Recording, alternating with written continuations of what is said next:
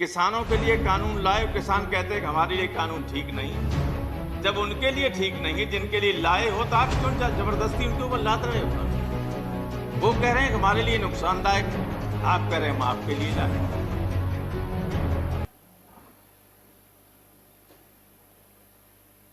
अब देखिए, जो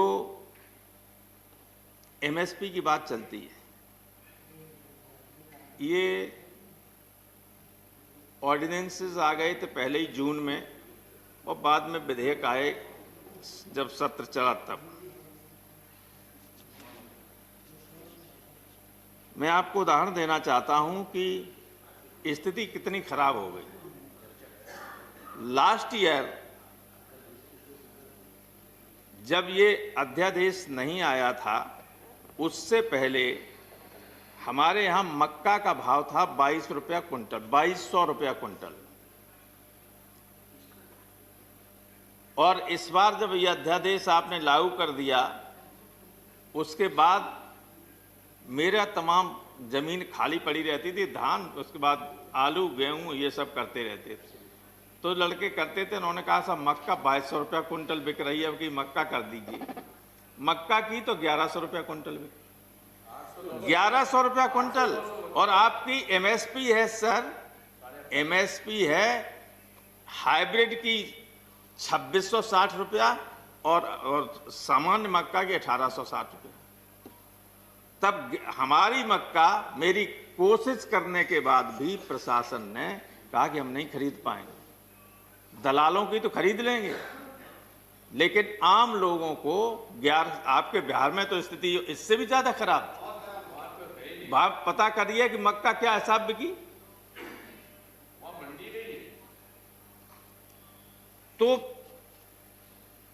एमएसपी के मिलने का कोई सवाल नहीं है। अब इसलिए नहीं कि आपने कहीं इस कानून में ये नहीं लिखा कि मंडियों के अलावा जो प्राइवेट मंडियां बनेंगी, और प्राइवेट बनेंगी क्या?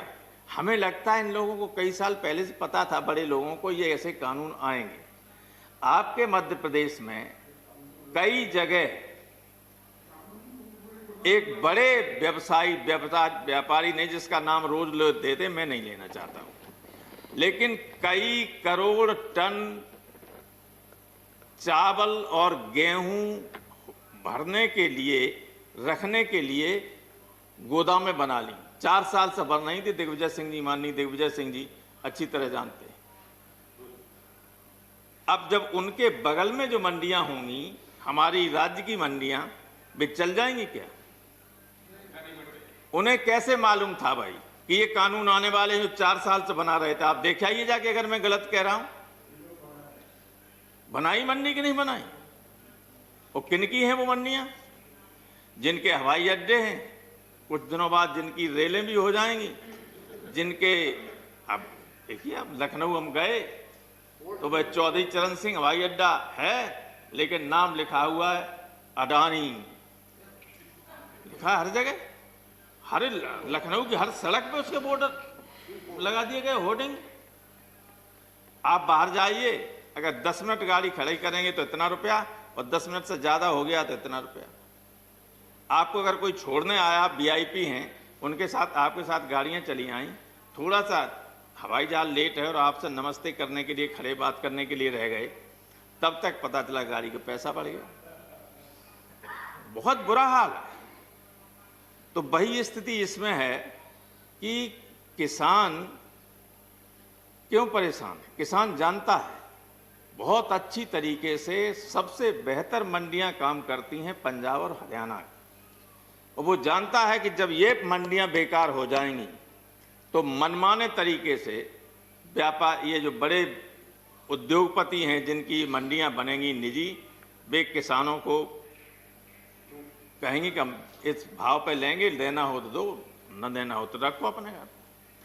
और गरीब होता है आदमी, किसान को जब फसल होती है तब वो उस पैसे से अपने बच्चों के लिए कपड़े लेता है, लड़के लड़कियों की शादी हो तो उसका इंतजाम करता है, पढ़ाई के लिए पैसा की व्यवस्था करता है, तो मजबूरी में उसे फिर सस्ते में बेचना पड़ता है।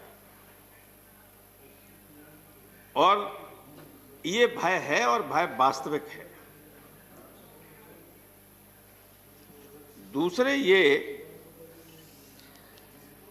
कि जो एक इसमें दूसरा बिल है कॉन्ट्रैक्ट फार्मिंग का।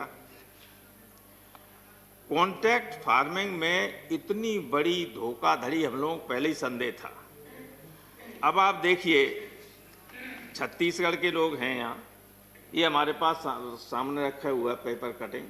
छत्तीसगढ़ के 7 जिलों के किसानों के साथ कॉन्ट्रैक्ट फार्मिंग में धोखाधड़ी, एसपी से शिकायत, तो हजारों करोड़ रुपए के हो गया है धोखाधड़ी। पैसा ही नहीं दिया, ले लिया, पैसा नहीं दिया। और कुछ जगह कहा कि हम ये बीज दे रहे हैं आपको, पैदा कीजिए, 2600 रुपया लेंगे, खरीदेंगे, और पैदावार इतनी ज़्यादा होगी, पैदावार आधी भी नहीं हुई, और अब कह रहे हैं कि 800 रुपया खरीदेंगे, और नहीं खरीदेंगे। आप क्या कैसे कर लेंगे? आपने कहीं इस बिल में ये व्यवस्था नहीं की कि चाहे राज्य की मंडी में खरीदा जाए, चाहे कोई इंडिविजुअल खरीदे, चाहे कोई और प्राइवेट मंडी वाला खरीदे, इस एमएसपी से कम लागत पर कम कीमत पे कोई नहीं खरीदेगा। ये गारंटी अगर एक लाइन लिख दे जाते तब भी लोगों को भरोसा रहता कि इसमें हमारी एमएसपी बची रहेगी। अब केवल ऐसे ही कहते रहोगे कि एमएसपी नहीं जाएगी, कहाँ आपने गारंटी की?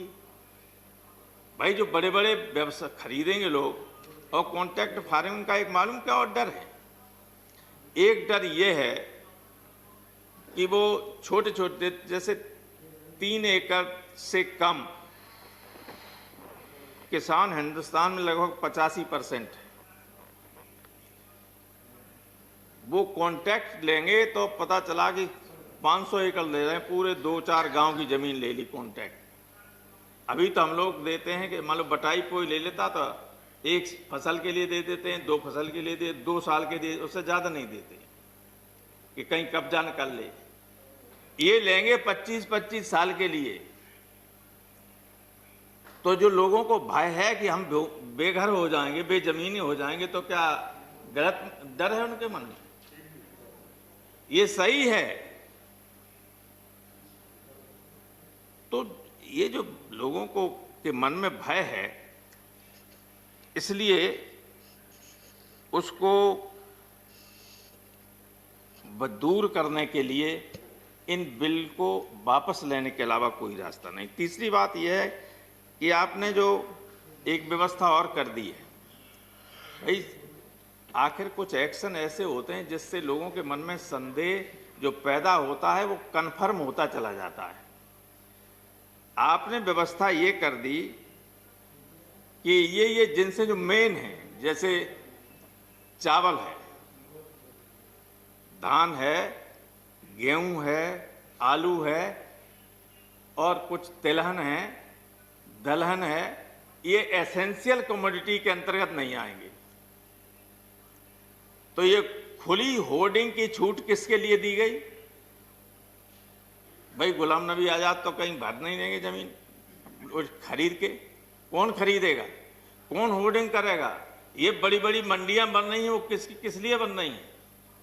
जो बड़े बड़े गोदामें, बड़े पैमाने पर गोदामें बनाई जा रही हैं, वो किस लिए बनाई जा रही हैं? इसी होर्डिंग के लिए कि इसको होर्डिंग कर लें, और उसके बाद जब किसान के पास और व्यक्ति के पास न हो तब जितना चाहे उस रेट पर उसको बेचें।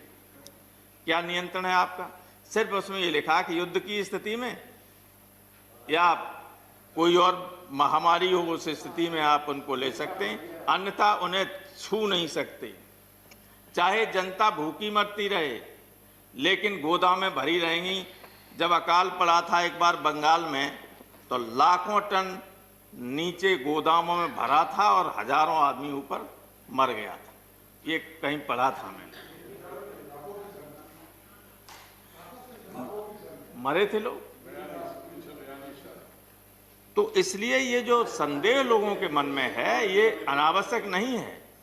और आपने आरोप लगा दिया कि विपक्ष ने किसानों को गुमराह कर दिया है। हर चीज में राजनीति करने की आवश्यकता नहीं है। जो सूरज के रोशनी की तरह साफ चीज हो, उसके लिए भी ये कहो कि ये तो भाई ऐसा नहीं ऐसा है, तो कौन मान लेगा उसको। आपने कहा कि किसानों ने गुमराह कर दिया, और एक चीज नहीं, हर चीज में। आपने कल देखा होगा, बाद में अधिकारियों को बैकफुट पे जाना पड़ा कि दिल्ली में सादरा पुलिस ने स्टील की लाठियां मंगाई। स्टील की लाठियां जब वो कुछ चैनलों ने दिखा दी तो अधिकारियों ने स्पष्टीकरण दिया कि हमें नहीं मालूम था, कुछ लोकल अधिकारियों ने बना दी थी, बाद में उनको विड्रॉ कर लिया गया। किसानों के लिए स्टील की लाठियां, कभी दुश्मनों के लिए बॉर्डर पे स्टील की नहीं जरूरत पड़ी, लाठी की जरूरत, लेकिन यहां स्टील की लाठी मंगा ली थी।